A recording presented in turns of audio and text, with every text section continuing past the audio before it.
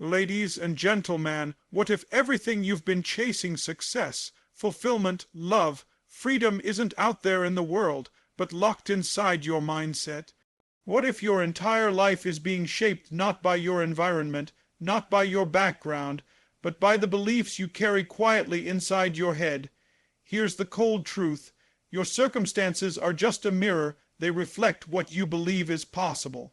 That means no matter how much you hustle, if your mind is wired for limitation, you'll keep running in circles. The shift doesn't start in your bank account, your relationships, or your career. It starts in the only place that truly controls them all, your mind. Let that sink in, because this is where most people get stuck. They try to change the outside world. They read more books, chase more strategies, switch jobs, chase new trends, look for better partners, all while dragging the same self-limiting patterns behind them. It's like repainting a crumbling wall without fixing the foundation. If the internal wiring is off, nothing you build on the outside will last. This is why two people can face the same challenge. One rises, the other crumbles. One sees opportunity, the other sees threat. One says, "This is hard, but I'll find a way." The other says, "This is hard, so I'll stop." The only difference, mindset. Your thinking shapes your choices shape your behavior, and your behavior builds your reality. It all starts in the mind, not with wishful thinking, but with belief, expectation, and identity. Here's the real kicker. Your mindset isn't something you're born with. It's something you build through repetition, through what you allow yourself to believe, through the standards you set and the stories you replay. Most people walk around with a mental playlist full of limitations they never chose. I'm not good enough. I always mess things up. This is just who I am. They didn't write that script. It was handed to them by parents, teachers, society. But if you didn't choose it, you can rewrite it. You must stop accepting thoughts that don't serve your future. Start asking, does this belief move me closer to who I want to become? Because beliefs are not facts, they're habits. And like any habit, they can be broken and replaced. Your mindset is the control center for your life. Shift it, and everything changes: your confidence, your energy, your ability to take risks, your willingness to fail and get back up again. If you carry the belief that you're powerful, worthy, and capable, you will act like it. And when you act like it consistently, the world starts responding differently to you. Opportunities show up. People respect your energy. You take action that used to terrify you, not because your life magically got easier, but because your mind got stronger. So ask yourself right now, are you reacting to life through a lens of limits, or leading your life through the eyes of possibility? Because nothing changes until the mindset changes, and when it does, everything else will follow. What if the single reason your life hasn't exploded into the version you dream about is because you're still hoping instead of deciding? Let's rip the bandage off right now. Hope is a beautiful word, but it's a dangerous strategy. Hope sounds like maybe one day. Hope whispers, if everything goes right, I'll get there. Hope gives you an emotional high, but then drops you flat when it's time for action. Hope is soft. Decision is solid. Hope leans back. Decision leans forward. Hope keeps you in fantasy. Decision forces you into reality where results are made. Listen carefully. The difference between the people who make things happen and the people who wish things would happen comes down to this one mental gear shift. The moment you decide, you stop leaving things up to chance. You stop asking for permission. You stop waiting for signs, motivation, or perfect timing. You command your future, and you back it up with aligned action. You cross a mental threshold where failure is no longer a maybe. It's just a step you've already prepared to overcome. How many times have you said, "I hope things get better"? Think about that for a second. That sentence is packed with weakness. It hands all your power over to the external world, to luck, timing, other people. It's emotional outsourcing. But when you say, "I decide to make things better," everything shifts. That one word, decide, it slams the door shut on everything that's not aligned with your goal. It cuts off retreat. It builds mental momentum. Decision is the moment the universe stops guessing about your level of seriousness. Most people never decide. They dabble, they dip their toe in, they commit until it gets uncomfortable, until it gets slow, Until the excitement wears off, that's not decision, that's interest, and interest is fragile.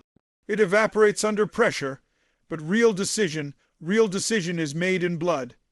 It's made when you declare, I don't care how long it takes, I'm not quitting, I'm not negotiating, this is who I am now. When you move from I hope I lose weight to I decide I will become healthy no matter what.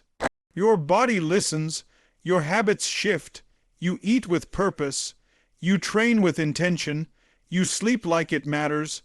When you go from I hope I build a business to I decide I will create a life of freedom, you start showing up differently. You stop scrolling, you start creating, you stop waiting for clients. You become the kind of person clients chase. The mental shift from hope to decision is the fork in the road. On one side, you stay comfortable and complain about why it hasn't worked. On the other side, you burn your excuses to the ground and walk into the fire of discipline, pain, and power. You cannot build a future on maybe, you build it on must. Decision tells your brain, this is who I am now, catch up. It locks your focus. It tightens your circle. It clears the fog of confusion and puts you in a position to dominate. Imagine waking up every single day knowing exactly what you want, where you're going, and what you're no longer willing to tolerate. That level of clarity is rare, and it's why most people stay stuck. They drift, they react. They chase things that don't even matter because they never took the time to decide what does. But here's the truth that will slap you awake. If you don't define your future, you'll be absorbed into someone else's. Clarity is power, and once you have it, you must eliminate everything, and I mean everything that doesn't align with that vision. We live in a world that rewards distraction. Notifications, opinions, fake urgencies, they all pull you away from your purpose. And if you don't ruthlessly filter your life, your energy will be drained by things that don't move you an inch closer to your goals. This isn't about being busy. Anyone can be busy, but are you aligned? Are your actions, habits, relationships, and priorities pointing toward your ultimate vision, or are you just spinning your wheels hoping it magically clicks one day? The most successful people in the world have one thing in common. They know what they want, and they say no to everything that dilutes it. They don't negotiate with distractions. They don't entertain things that drain their fire. They operate with clarity and consequence, meaning if something doesn't align, it's cut off immediately. No drama, no guilt, just standards. Look around your life right now. What are you allowing that's out of alignment with your vision? Maybe it's the people you spend time with, the habits you repeat, the thoughts you tolerate. If those things were recorded and played back to you, would they scream growth, or would they whisper stagnation? Your future isn't just being shaped by your ambitions, it's being shaped by what you allow to stay. So the mental shift is this. Once you decide who you want to become, you must become ruthless about protecting that identity. Every decision, every conversation, every environment you step into should either feed that version of you or it doesn't belong. This is how you build power, not by doing more, but by doing only what matters. By operating with clarity and cutting off everything that isn't it. Here's the hook. Vague goals create vague results. Specificity builds momentum. When you say, I want success, what does that even mean? Define it, describe it, own it, then reverse. Engineer the habits and choices that match it and sever anything that doesn't. Period. And let's be honest, most people never make this shift because it requires confrontation. You'll have to confront the friend that's always negative. You'll have to confront the habit of scrolling endlessly. You'll have to confront the part of yourself that loves comfort more than transformation. That's why this shift is rare.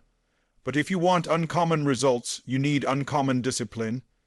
You can't build a legacy while entertaining mediocrity. Clarity demands sacrifice.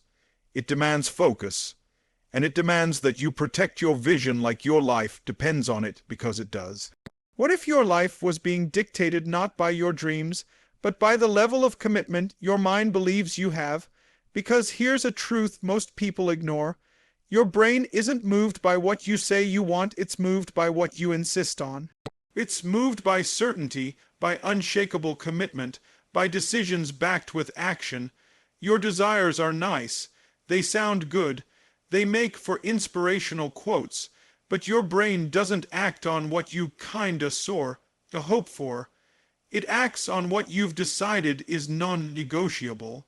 Think about it. How many times have you said, "I really want to change," or "I wish things were different," but nothing happened? That's not because you're lazy or broken. It's because deep down your brain heard the message, "This would be nice, but if it doesn't happen, I'll survive."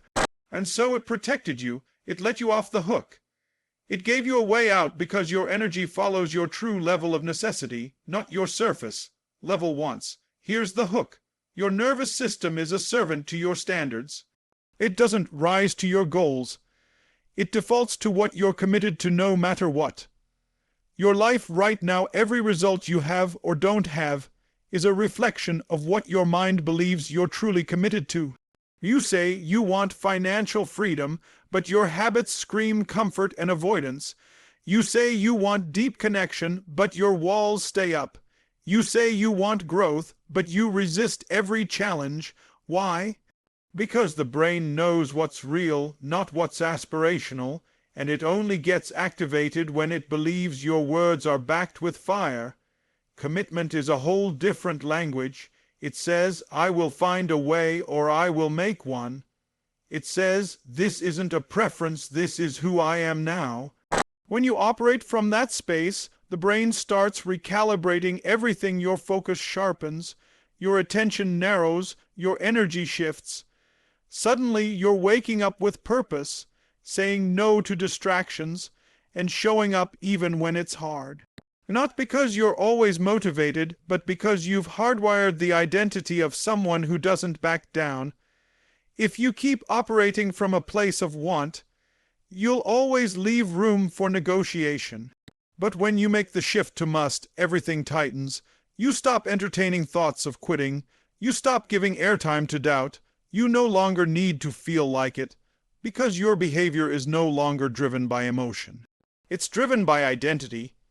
You don't do the work because it's easy, you do it because it's required by the version of you that you're committed to becoming. So here's the challenge: look at your actions, not your affirmation. Do they match the life you say you want? If not, it's not your dreams that are broken, it's your level of certainty. You have to stop just wanting the result and start demanding it from yourself, because your brain doesn't care about your goals unless it feels the urgency to act. And urgency is born when the decision becomes real, when failure is no longer an option, and when success becomes a matter of identity, not preference. What if the very thing keeping you from your next level isn't a lack of time, talent, or opportunity, but the lies you keep telling yourself that sound rational? Because here's the truth: most of your excuses don't show up as obvious weakness. They show up as logic. They show up as perfectly reasonable explanations, and that's exactly why they're so dangerous. You believe them, you defend them, you live by them, but make no mistake, they are lies disguised as truth. And every time you say them, you're building a stronger prison around your potential. Let's get brutally honest. How many times have you said, "I just don't have time right now," or "I need to figure things out first," or "I'll start when things calm down"? Those all sound fair. They all sound practical, but they are nothing more than elegant, dressed-up delays. They're comfort phrases. They're verbal protection blankets. They let you avoid risk while pretending you're being responsible. That's not logic. That's fear with a mask on. Here's the hook: the mind is a master negotiator. It will sell you 100 polished reasons to stay the same, all under the banner of being smart, or careful, or not ready yet. But those aren't boundaries, they're barriers. And the more you argue for them, the more you get to keep them. Every time you defend your limitation, you strengthen it. Every time you justify your inaction, you reinforce the idea that growth is optional. You might think you're avoiding failure, but what you're really doing is guaranteeing regret. Excuses feel safe because they keep you inside the boundaries of what you already know. They never challenge you to stretch. They never ask you to confront your weakness, but that's exactly why they're so toxic. They numb your hunger, they quiet your ambition, and they convince you that someday is a valid plan. But someday is where dreams go to die slowly, quietly, without anyone noticing. You don't overcome excuses with more information. You overcome them by getting honest about what they really are, fears in disguise. When you say, "I'm just not ready," what you often mean is, "I'm afraid I'll fail." When you say, "Now isn't the right time," what you mean is, "I'm afraid of stepping into uncertainty." So stop dressing your fears up in logic. Call them out, challenge them, rip the mask off and ask yourself, is this actually true or just something I've rehearsed to avoid change? The real growth happens the moment you stop negotiating with your old story. It happens when you look your excuses in the eye and say, "Not anymore." It's not about being fearless, it's about being honest. Because once you recognize the difference between a real limitation and a rehearsed excuse, you take back your power. And the moment you stop arguing for your limits, you free yourself to finally do what you were meant to do. What if the thing you've been waiting for, motivation, that spark, that surge of energy to finally take action, is never coming? What if the entire idea that you have to feel ready before you move is the very reason you keep staying stuck? Most people are sitting in a mental waiting room, hoping that inspiration will walk in and rescue them. But here's the brutal truth. Motivation is a byproduct, not a prerequisite. You don't get motivated and then act, and then you feel motivated. That's the mental switch most people never make. They're trapped in this illusion that they need to be fired up to get moving. They think discipline is born from feeling good. They think greatness starts with hype. It doesn't. Greatness starts with movement, and movement is often ugly, slow, uncomfortable, and awkward. But it's motion that activates momentum. The brain doesn't reward you for sitting and thinking about what you should do. It rewards you when you do it, even if it's messy. Here's the hook. Action doesn't wait for motivation, action creates it. Every time you move towards something meaningful, your brain releases chemicals that say, "We're doing something important here." It gives you a little hit of pride, a little boost of energy, not because you sat around visualizing success, but because you showed up tired, scared, unprepared, and did the thing anyway. Look around at the people who are crushing it in any area: fitness, business, relationships. Do you think they always feel like showing up? Absolutely not. But they've built an identity that says, "I act no matter what." That's the difference. They've realized that if they wait until they feel like it, they'll be waiting forever. They've disconnected emotion from execution, and because of that, they win on days when others are sitting around waiting to feel inspired. Action doesn't need to be dramatic. You don't need to move mountains, you just need to move. Make the call, write the email, go for the run, start the side hustle, take the risk, send the message. Do it without needing to feel ready, because readiness isn't an emotion, it's a decision. And the second you start building momentum, your energy starts to shift. Suddenly, you're not talking about changing your life, you're in the process of changing it. If you've ever felt stuck, the fastest way to break the cycle is to take immediate, imperfect action. Don't overthink it. Don't strategize it to death. Just move, even if it's small, because small actions compound. One workout leads to 2. One video leads to a series. One conversation leads to a new opportunity. And the more you act, the more your brain gets the message, "We're serious this time." The myth that you need motivation to start is the greatest trap there is. You don't need hype, you need motion. You don't need a perfect plan, you need a push. And the moment you push through the resistance even a little, your mind flips from passive to powerful. You stop being a prisoner of your feelings, and you become the kind of person who moves the needle regardless of mood, fear, or comfort.